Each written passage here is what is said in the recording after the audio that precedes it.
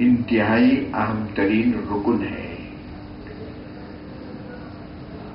کہ اگر نہ پڑھیں تو قتل کر دینا ہے. نماز اگر مسلمان نہ پڑھے، آپ بولیں گے کہ صاحب یہ دین اسلام میں جبر تو نہیں ہے، زبردستی. جبر کہاں ہے؟ آپ نے دین اسلام جب قبول کیا تو آپ کا اختیار ہے نا، یہ تو اس میں جبر نہیں ہے. ایک نوکری آپ نے اختیار کر لی، اب اس کے بعد وہ یونیفارم پہننا، وہ پہننا، سب جبر نہیں ہے. وہ نوکری آپ نے اپنے اختیار سے اختیار کر لی ہے، تو اس کے جو لوازم ہے، اس کی جو تعلیمات ہے، اس کو تو ماننا ہی ماننا ہے. پھر آپ کو جبر نہیں ہے. تو اس طرح نماز کے بارے میں شریعت میں انتہائی سب سے پہلا روز محشر کے جاوداز قوت اولین پرسش نماز قوت. سعدی علیہ الرحمہ نے کریمہ ولی ایک کتاب ہے ان کی، اس میں لکھا ہے کہ قیامت کا دن جو جان کو پگھلانے والا ہوگا، پہلی پوچھ نماز کے بارے میں ہوگی. سب سے پہلی اتنی اہمیت کی چیز ہے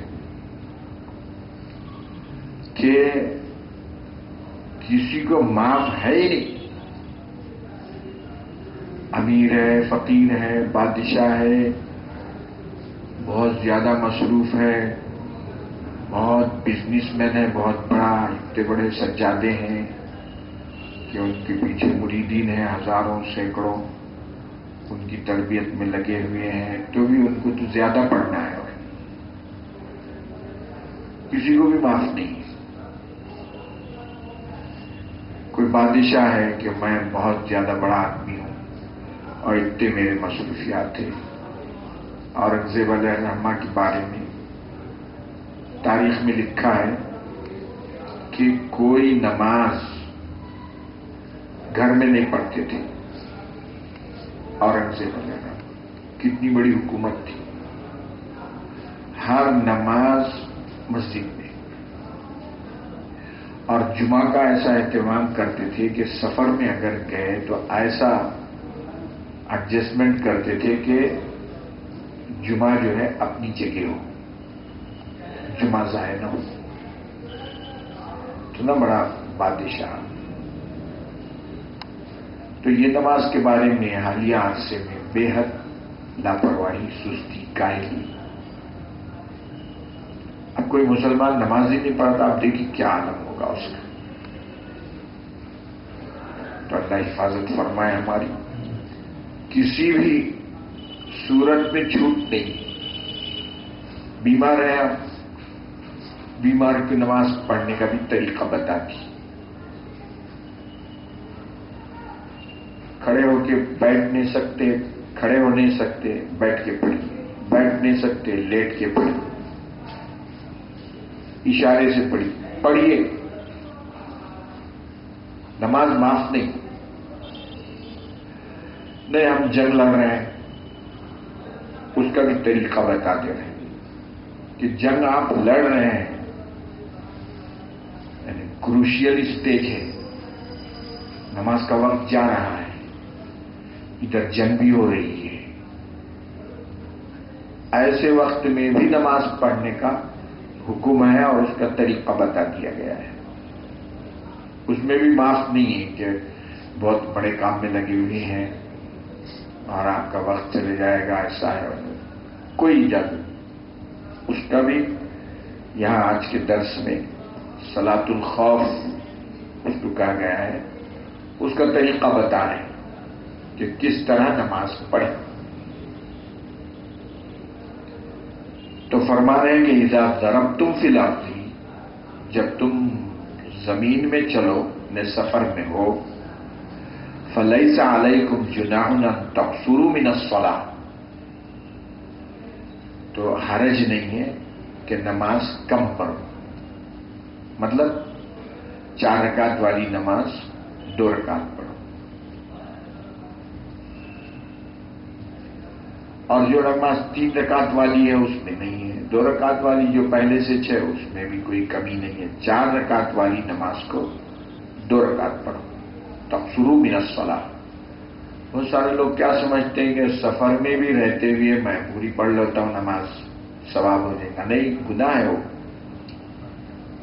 کفران نعمت، اللہ کی نعمت دی جا رہی ہے، اللہ کی جانب سے کنسیشن اور رعایت نعمت دی جا رہی ہے، آپ اس سے استفادہ نہیں کر رہے ہیں،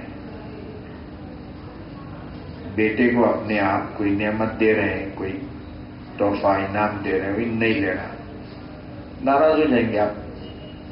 تو اسی طرح اللہ کی جانب سے جو چھوٹ ہے اس کا استعمال کرنا ضروری ہے، ورنہ گناہ گار ہو جائیں گے۔ کسی نے اگر سفر میں قصر نہیں کیا تو گناہ گار ہوگا وہ، تو ایسا سمجھنا کہ سفر میں جو ہے سفر میں بھی میں پڑھ لوں گا پوری نماز، غلط۔ تو فرما رہے سفر بھی 3 دن کا، یعنی اونٹ کی جو چال ہے اس سے 3 دن جو اونٹ چلتا ہے وہ مسافت ہے اس کی، آج کل کے لحاظ سے جو کلومیٹر ہے اس کے لحاظ سے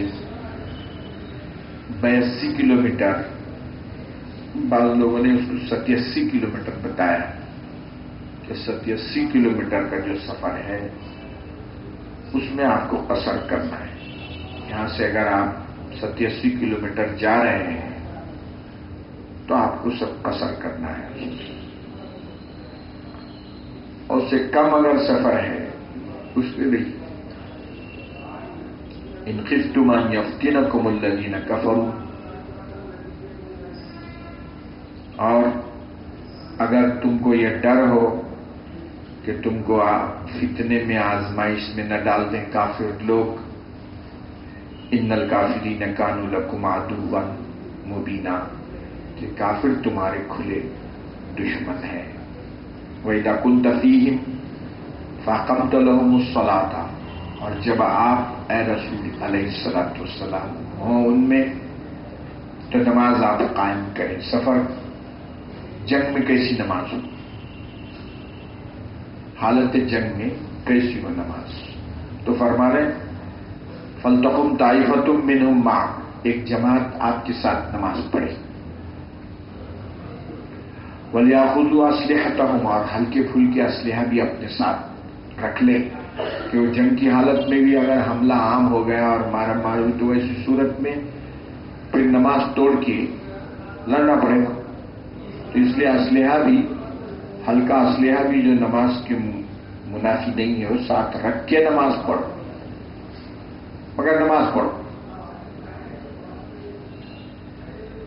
فَإِذَا سَجَدُوا فَلْيَكُونُوا مِنْ وَرَائِكُمْ، اور جب وہ سجدہ کر لیں، یعنی 1 رکعت ہو گئی، قصر کرنا ہے، 1 رکعت ہو گئی، تو اب 1 رکعت ہونے کے بعد وہ لوگ چلے جانا، محاذ پہ وہ لوگ جانا، اور جو محاذ پہ تھے وہ آ کے پھر امام کے ساتھ شامل ہو جانا، تو امام کے ساتھ جو شامل ہو جائیں گے، امام کی دوسری رکعت چلے گی، آنے والوں کی پہلی رکعت چلے گی، تو اب وہ جائیں گے وہاں سے، یہ رکعت جب امام سلام پھیر دے گا تو یہ اپنی 1 رکعت تکمیل کر لیں گے، اور پھر اس کے بعد وہ جو جماعت وہاں تھی وہ آ کے پھر اپنی 1 رکعت کی تکمیل کر لے گی۔ یہاں تو 1 ہی رکعت کا بتایا گیا، لیکن دوسری رکعت کی تکمیل کیسے ہو وہ احادیث میں اس کی تفصیل آئے گی۔ تو فرمایا کہ فَإِذَا سَجَدُوا فَلْيَكُونُوا مِنْ وَرَائِكُمْ، جب یہ سجدہ کریں یعنی 1 رکعت ہو جائے تو یہ چلے جائیں پیچھے تمہارے، وَلْتَأْتِ طَائِفَةٌ أُخْرَىٰ، دوسری جماعت آ جائیں، لَمْ يُصَلُّوا، جنہوں نے ابھی نماز نہیں پڑھی تھی 1 رکعت بھی، فَلْيَصُلُّوا مَعَكَ، وہ آپ کے ساتھ آ کے نماز پڑھیں، وَلْيَأْخُذُوا حِذْرَهُمْ، اور اپنے احتیاط اسلحہ بھی ساتھ ہلکا سا رکھ لیں، وَأَسْلِحَتَهُمْ، اپنے احتیاط سے نماز پڑھیں اور اسلحہ سے بھی نماز پڑھیں،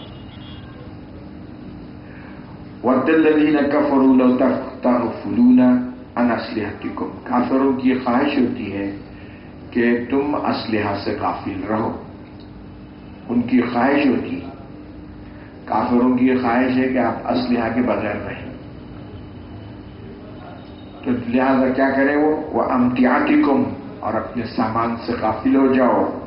فیمیلون علیکم میلۃ واحدۃ، تاکہ ایک دم وہ تم پر حملہ کر کے تم کو پسپا کر دیں، ختم کر دیں. یہ ان کی خواہش ہے. تو اس لیے تم اس قانون کی خواہش کے خلاف اسلحہ ساتھ رکھ کے نماز پڑھو اور غفلت مت برتو. ولا جناح علیکم، کیونکہ یہ جو جنگ میں تم کو کامیابی ہونا ہے تو وہ نماز ہی کی وجہ سے ہونا ہے. نماز کی وجہ سے تمہاری روحانی طاقت مضبوط ہوگی اور تم کو فتح ہوگی. ان کان بکم اذى من مطر او کنتم مرضى ان تضعوا اسلحتکم، اگر اسلحہ ساتھ اٹھانے میں زحمت ہو رہی ہے بارش کی وجہ سے یا بیماری کی وجہ سے، کوئی بیمار آدمی ہے وہ اسلحہ اٹھا کے نماز نہیں پڑھ سکتا، تو ویسی صورت میں تم کو اختیار ہے، اجازت دی گئی. خذوا حذرکم، مگر پھر بھی ہلکا پھلکا ہتھیار اپنے ساتھ رکھ ہی لو کہ اگر بار کی حملہ ہو جائے تو تم جو ہے مارے نہ جاؤ. ان اللہ اعد للکافرین عذابا مہینا، بلا شبہ اللہ تعالیٰ نے کافروں کے لیے اہانت والا عذاب رکھا ہے اور وہ ان کو ہوگا وہاں.